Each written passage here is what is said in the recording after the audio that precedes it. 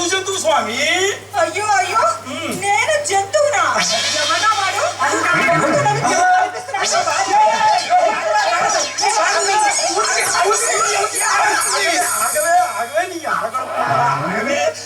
మీరు ఉండండి స్వామి, అలా నిలబడండి.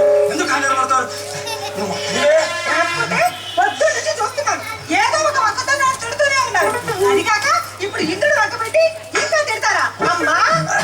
నీ మీద ఒట్టే ఇంద్రుడు నిజంగా ప్రత్యక్షమయ్యాడు. అదిగో దిగేసిన మోటార్ నిలబడ్డాడు. ఎక్కడండి? నాకు కనిపించడే. ఓ నాయనో, ఓ దేవుడు, ఈయనకేదో అయిపోయిందిరా నాయనో. దేవుడు, సమయానికి కూడా ఇంట్లో లేడే. ఇప్పుడు ఆ పడుతాయనికి పాడబడి మానవా స్వామి నక్షత్ర కూడా పరమ బెథల తమ్ముడు. అప్పుడప్పుడు ఇది వాణి నా మీద ప్రయోగిస్తుంటుంది. మానవా, వరులను నిందించుట మరి అంత మంచిది కాదు. ఓ నాయనో, ఓ దేవుడు, ఈయనకేదో అయిపోయిందిరా నాయనో. నన్నే కాకుండా నాతో పాటు తమ్ముడిని కూడా చూస్తున్నాడే. ఇప్పుడు నాకేమైందని ఈ శోకాండాలు? ఏమనగా మీకు పిచ్చి పట్టిందని పిచ్చా? నాకా? పిచ్చా? ఎవడే ఎవడు వాడు? వాడెవడో చెప్పు, చొప్పు కొడతాను వాడిని. చెప్పు తీసుకొడతా అంటున్నాడు. ఇంకెవరినన్నయ్య? నన్నే. దీనికేదో పిచ్చి పట్టిందన్నయ్య. పిచ్చి పిచ్చిగా మాట్లాడుతున్నాడు. లేకపోతే ఇంద్రుడంట ప్రత్యక్షమయ్యాడంట. పిచ్చి పిచ్చిగా మాట్లాడుతున్నాడు అన్నయ్య. సుందరం, ఏమిట్లా ఇదంతా? ఇంద్రుడు ఏమిటి, కనపడటం ఏమిటి, అసలు ఏమిట్లా ఇదంతా? ఇంద్రుడు ఎవరు అని నువ్వు నన్ను అడుగుతున్నావా? నువ్వే కదరా ఇచ్చింది బోడి సలహా. దాని ఫలితమే ఇవాళ ఇంద్రుడు ప్రత్యక్షమయ్యాడు. ఇంద్రుడు ఇక్కడ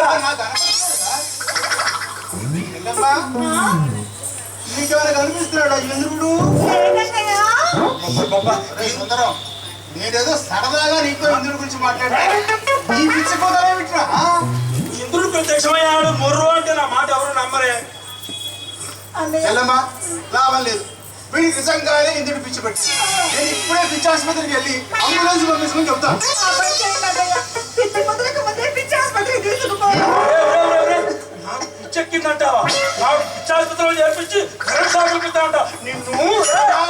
లాభం లేదు, నేను ఇప్పుడే పిచ్చి ఆసుపత్రికి ఫోన్ చేసి వస్తాను. నన్ను కొట్టలు కూడా వస్తున్నాడు. ఇంకా లాభం లేదు. ప్రథమ చికిత్స కింద ఒక 5 నిమ్మకాయలు చూడమ్మా, రసం పిండి తలడుదాం. అలాగే అన్నయ్య. కాదులే కర్మ అన్నయ్య. 100 నిమ్మకాయలు. నిన్ననే ఊరగాయ పెడతామని చెప్పి నిమ్మకాయలు కోసి పెట్టాను. అన్నయ్య, ఎలాగైనా ఆయన చూడండి. ఆయనకి ఏమన్నా అవుతుందో నానొచ్చిన నిమ్మకాయలు పిండుతున్నాను. కలగట్టుకుంటాడంటే ఇదెక్కడ పది పట్టే పిల్లకు. మానవా, ఇందాక వేడి వేడి కాఫీ ఇప్పిస్తాను, ఇంకా ఇప్పటి వరకు ఇవ్వలేదు. జఠరాగ్ని ప్రజ్వరిల్లుతున్నది, మరి దాన్ని చల్లార్చాలని కదా. అసలు ఇక్కడ నాకు పిచ్చి పట్టలేదు. ఒప్పుకున్నాడు. ఒక మాంత్రికుడు పిలిపించి 50 మందితో ఒక 50 పీపులు దిగామంటే వాడు బాబు కూడా వేప ఏం కరువు అన్నయ్య. ఇంట్లో మా అమ్మగారి ఇంట్లో పెద్ద వేప చెట్టు ఉంది. మా తమ్ముడు పెద్ద ఆంజనేయుడు. వేప మండలు దమ్మంటే చెట్టే ఎత్తుకొచ్చేస్తాడు. ఎన్ని వేప మండలు విరిగినా సరే నా పతి దేవుణ్ణి నేను కాపాడుకుంటాను.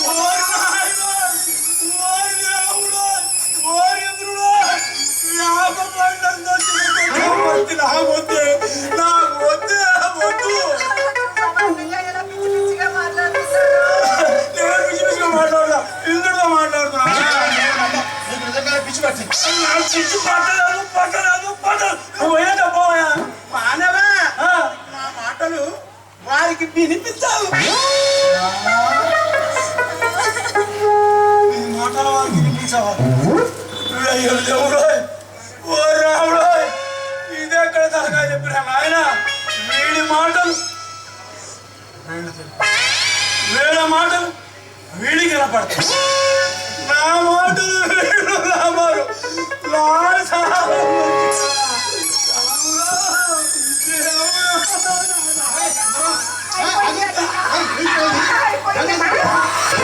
బాగా ముదిరిపోయిందన్నయ్య. అమ్మ నాన్నకి కబురు పెట్టాలన్నయ్య. 7 కోట్ల వాడు వెంకటరమణ గోవింద నా భర్తని మళ్ళీ మామూలు మనిషిని చేసేయి స్వామి.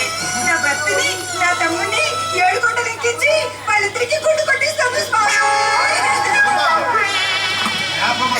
పసుపు కుంకుమ నిమ్మకాయలు సిద్ధం చేయమ్మా. నాకు వేపమడ నీకు తీసుకు పిసుకున్నాను. హత్య మహాపాతకము.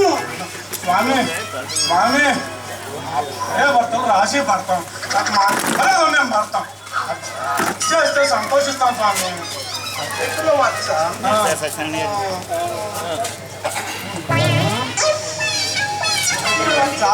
కుదరదు, కుదరదు కాక కుదరదు. మేము రమ్మన్న కానీ రాము, పొమ్మన్న కానీ పోము. మేము ముచ్చటగా 3 దినములు ఇచ్చట నుండి మీరు అందించిన షోడశోపచార పూజలతో విందులతో ఆరగించి మీకు ఇచ్చ ప్రసాదించదు. ఒక్క రోజుకే నా బస్సు పిచ్చి ఆసుపత్రి పాలు వయసులు పాలవుతుంది. ఇక 3 రోజులు స్వామి స్వామి ఈ దరిద్రుని మాట విని బుద్ధి తక్కువై చెప్పాలనుకుంటున్నారు. మిమ్మల్ని ప్రార్థించాను, నాకు వరాలు వద్దు, వాళ్ళ చేస్తే సంతోషం. మీరు అనండి స్వామి, మీరు అనండి. ఎవరితో మాట్లాడుతున్నారండి? ఇంద్రుడితోనా?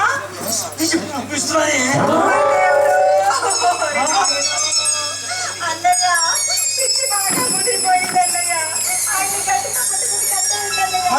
లోపలికి వెళ్ళి నిమ్మకాయలు తీసుకొచ్చి కోపంగా పెట్టుకున్నాను. కళలో బయటగా పోయి అప్పుడు కానీ బాగా మంట పుట్టి ఎఫెక్ట్ బ్రహ్మాండంగా వస్తుంది.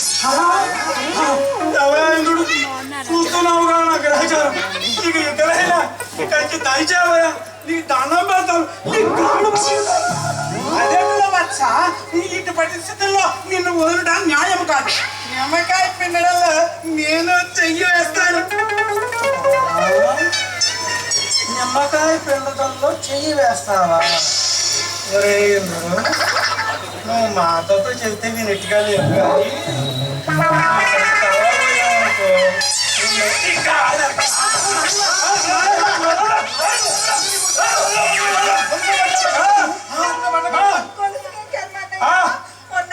కుక్కని కొనుక్కురావయ్యా. కుక్క గొలుసు తీసుకొచ్చారు, నాతోనే ఇని కట్టేయాల్సి వస్తుంది. చల్ల కూడా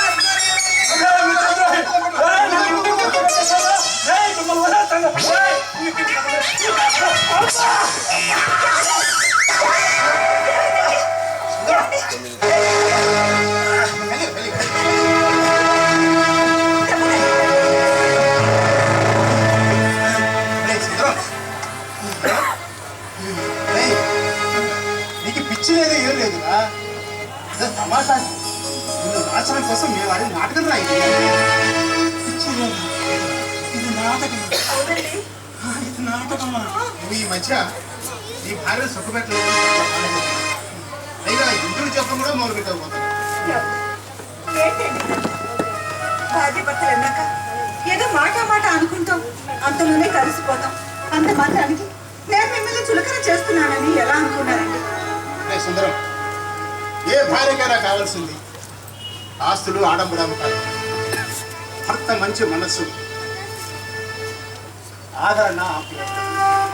ఇవి చాలురా జీవితం హాయిగా గడుచుకుంటాను.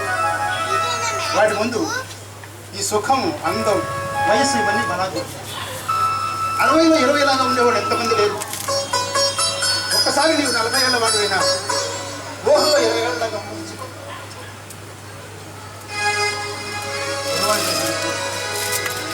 లాభాలు అక్కర్లేదు, ఇంద్రుడు అక్కర్లేదు. అవును,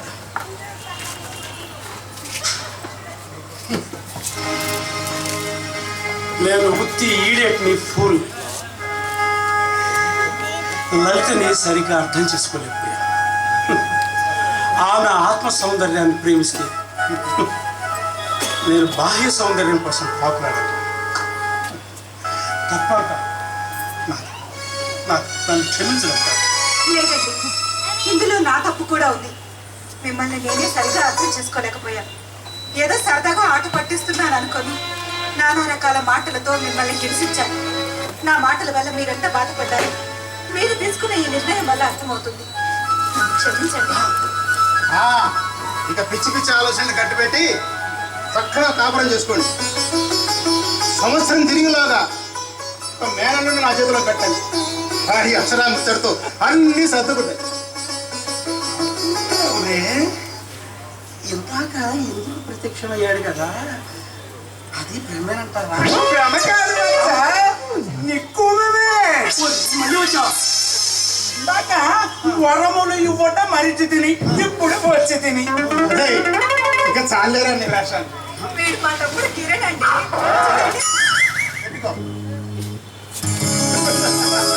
అవునే, వీడు మన కిరణ్ గాడే.